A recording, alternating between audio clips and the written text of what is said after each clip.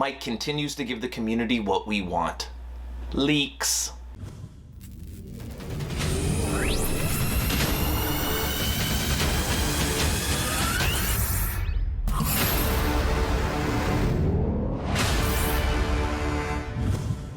Hello everyone, and welcome to Action RPG. I'm your host Aaron, and for today's video we're headed back to the world of Last Epoch. Mike, one of the senior developers at 11th Hour Games, held his normal Friday 1 p.m. live stream where he answers questions from the community, which means I get to bring you Dev Chat Round 7. Now I wanted to update everybody. These streams are on Friday, and going forward I'm going to be uploading the Dev Chat videos on Sunday. So Saturday you will have my weekly news roundup, and Sunday you will have dev chats from 11th Hour Games or whatever game I am currently covering, so you always know what you're going to get on the weekend. Alright, as always I will share my thoughts. Please feel free to share yours in the comment section below, and don't forget to subscribe to support smaller channels. Alright, let's jump right into this. Before we start, I want to remind everybody, if you have a question for 11th Hour Games, a question that has not been asked a million times, leave it in the comment section or join my Discord and we can discuss it. If I don't know the answer, I will personally ask them. Now, my community was talking about elevations this week. Sometimes if you're up, you can't shoot down. Sometimes you're down, you can't shoot up. Sometimes if you're on a ramp going up, you can't shoot either. It seems like the way the combat system works, elevations is a problem. So that was the first question that I asked Mike, and I asked him to explain, and he gave a very detailed response. Check this out. Yeah, so I'm assuming you're just talking specifically about bow attacks. There's lots of things we do on many different skills to try and accommodate different heights. It's very tricky to have it work properly, partially because it's really expensive performance-wise, like not money-wise, but performance-wise. When I say expensive, so like computationally expensive, to sometimes figure out exactly what the landmark or the landscape is between 2 points to like have an arrow behave quite perfectly. So like, for example, should it assume that there's like an even slope in between the things? Is there is it a cliff that's happening? There's all sorts of different things, and it's really hard to get that just right. We do plan to work on it more because it's not perfect for sure. There's lots of little things, like I remember making Disintegrate and casting that up and down a slope was a nightmare. It's still not perfect, but it's decent. And part of the reason we're able to do that is because only one Disintegrate, you can only have one Disintegrate active at a time because it's channeled. So there's not this constant calculation of 80 different things, but like an arrow with Multishot, having it, Multishot's a really good example of this actually, because it doesn't get the target point for every single arrow. It just gets the target point for the arrow you shoot, and then puts all the other ones out at a relative angle to those. So if you have like, just draw my screen really quick. Say you have a slope here. There's like a, I'm terrible drawing. You'll see why. Say there's like a space up here, and this is a ramp going up. Yeah, try and get some perspective in there a little bit. Whatever. So if you shoot one multi-shot arrow targeting here, they're going to go up on this angle, and then all of them are going to go up as well. But if there's something standing on the ground here, or here, it's not going to hit that because it's going to go over its head, because it's aiming as though it was aiming up here, so it's going to just scoot right over it. There's lots of edge cases and things like that we've got to work on. But yeah. So ultimately, they're going to continue to work on it. They know it's not perfect, but the reason why it does not work properly is because they don't want to sacrifice performance. One of my favorite skills from Diablo 2 was Corpse Explosion, and in Last Epoch, they have a skill called Detonate Corpse. And everybody has been wondering, are we going to get a skill tree? What is going on with that skill? Yes. negative infinity, it's not going to get a skill tree. However, it's kind of being reworked. There's a skill volatile zombie. It's like Detonate Corpse, just you get to move the corpse around before it explodes. That is coming. It's been teased that you will see next patch. And that's kind of what I've been saying. It sucks that actual corpse explosion isn't getting its own tree, but volatile zombie is basically a mobile corpse explosion. I feel like it's important to give credit when credit is due. Now, a lot of ARPGs don't even have built-in loot filters, or they are the absolute bare minimum. When 11th Hour Games dropped its first iteration of its loot filter, it honestly did a fantastic job. It only took a couple hotfixes to get a few things fixed before it was functioning very well. Well, now the community, of course, is looking for quality of life improvements and another added layer of detail. My question for Mike was around the ability of recoloring. I want to have my own beams in the sky of pink if I want.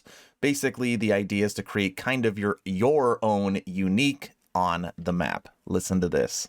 That is a request we get a lot. So I'll just go over really quickly loot filter requests that we get a lot that we're considering and would like to probably do. Being able to select affixes with an and or style thing, so you can say you could put specifically only show me items that have exactly these 4 affixes that have at least 14 total tiers in them, maybe. So something like that would that's a request we get a lot. More colors, a list of sounds to go with it, fixing the emphasize, which we will, having like a beam option and map icon option. The hard thing about the map icon option and the beam option is that it's a performance impact to do this, and part of the reason we're okay with putting unique items in there is because we know for sure, and you can set items, we know for sure that you're not going to see 30 unique and set items drop all at once from a single place. That's just, it's possible, but the chances are astronomical. I know people have since then suggested on restricting that type of thing to only be possible on unique, set, or possibly exalted items, which I think is a really good suggestion. So it's interesting. I mean, I guess that does make sense. You know, this game is built on the Unity engine. They are always trying to ensure that what they put in the game does not hurt performance. And if I set it where every item has a beam in the sky, when you open that chest, you're going to have 100 beams, and it'll probably crash the game. So it looks like 11th Hour Game is in discussions around the loot filter, and they are trying to find a happy middle point for the community and performance. It's time for our first leak. Now, we know that the next large update is coming in May 0.8.2, and we found out last week that Spires are getting completely overhauled, and we got to see what the base Spire is going to look like, but we didn't get to see the Spire in action. Well, now that has changed. This is a little tease here from there's an upcoming, it'll help you along the way, update to some things that appear frequently in the monolith. So here's a little sneak peek view of what they look like coming up.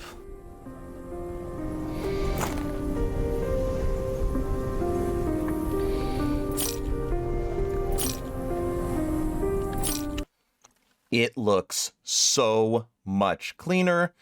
I am more impressed with this than the leak we saw last week. Last question, and then I will show you the final leak. Now, this question came personally from me, and it's focused around the training dummy.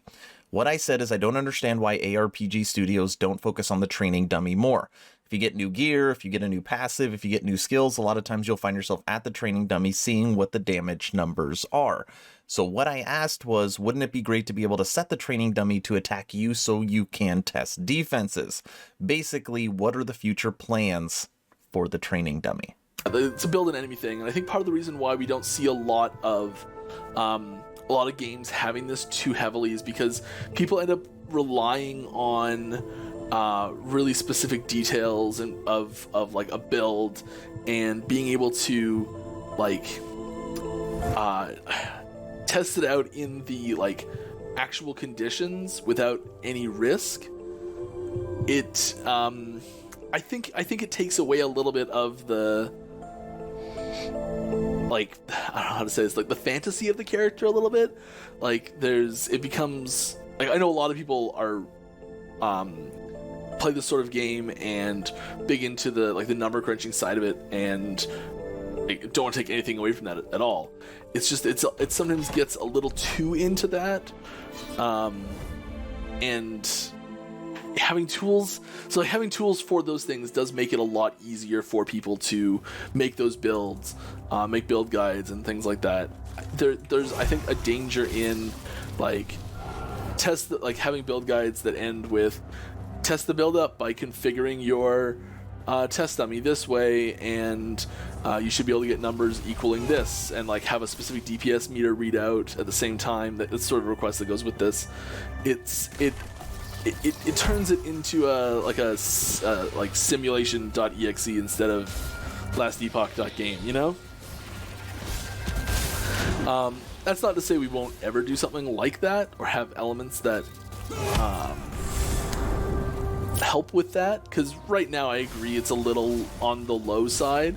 You'd see in games like WoW, you'd have the like, okay, here's the level 10, 20, 30, 40, maybe they went up by 20s, I can't remember, dummies, and like they have like a raid boss dummy. You could check like, oh, do I ever miss? And that was really useful, and I think it's a very different type of game that does that sort of thing. So I think it's interesting you actually specifically mentioned why ARPGs don't usually do this. I know that we use like a room full of dummies. I've probably shown it at some point. In like different configurations of friendly, enemy, sometimes even defenses, things like that we do use to test things. It really doesn't give a great approximation of how skills will actually function in the real world. I know it's a video game, don't worry. But I do know that a lot of people would be really happy to have a more robust dummy system. And I don't think that's something we're completely opposed to. I think going all the way to build an enemy is very unlikely to happen. But having a like, here's a level 100 enemy that's considered a boss, that's like flagged as a boss, or an enemy that's flagged as a rare, wouldn't be a terrible thing to test things out.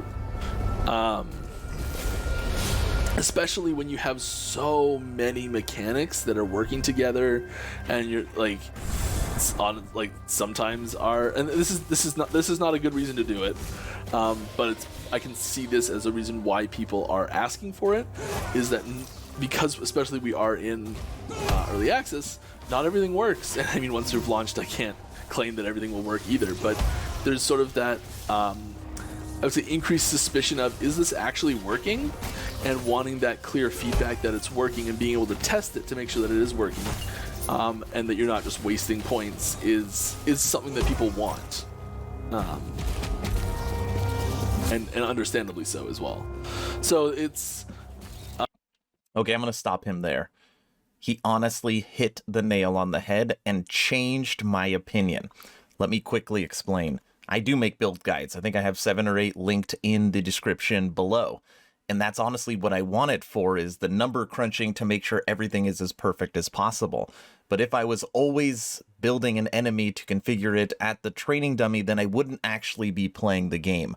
So I like the idea of maybe a little more customization, where like you can set the training dummy to a boss, but not like it can attack you. I think I would like that, but if he would make it build an enemy, I likely wouldn't play the game as much. So Mike, you changed my opinion. Final leak. Mike makes the decision to do some crafting. I should have popped this up while I was doing it. Let's take a look and do some crafting, maybe. Oh, what's this? The Forge. So, normal crafting panel. I had good news today, and I am happy. I'm so. Let me try this again. I had good news today, so I am happy. And you guys' game is amazing. I'm looking forward to what it will become in the future. Thanks, bud. I appreciate that. I love hearing when people are enjoying our game. So thanks. So let me pause it if you can kind of still see it, but obviously so much cleaner. Put the gear in the top, and then everything's got this like kind of river fire that goes to it, and it'll show your 2 prefixes, 2 suffixes, and then the actual material you are using, upgrade chance, and then it'll show you the fracture chances at the bottom, and then it's kind of got this cool design around the background. So much better. All right, everyone, that's the video. Dev Chat Round 7 is now in the books. As always, Mike, thank you for continuing to hold your Friday live streams. The community truly appreciates it. If you want me to ask a question during these live streams and report it on one of these videos, you have 2 options. 1, leave your question in the comment section, or 2, join the official Action RPG Discord. We are approaching 900 members, great conversations every day. The idea is to create a gaming community that could jump from game to game together, so you never start the server alone. Link for that Discord is in the description. You can talk to me directly, we could talk about your question. If I can't answer it, I will ask it on this video. All right, that's all I got. Stay home, stay safe. Do not forget to join the official Action RPG Discord. Aaron, out.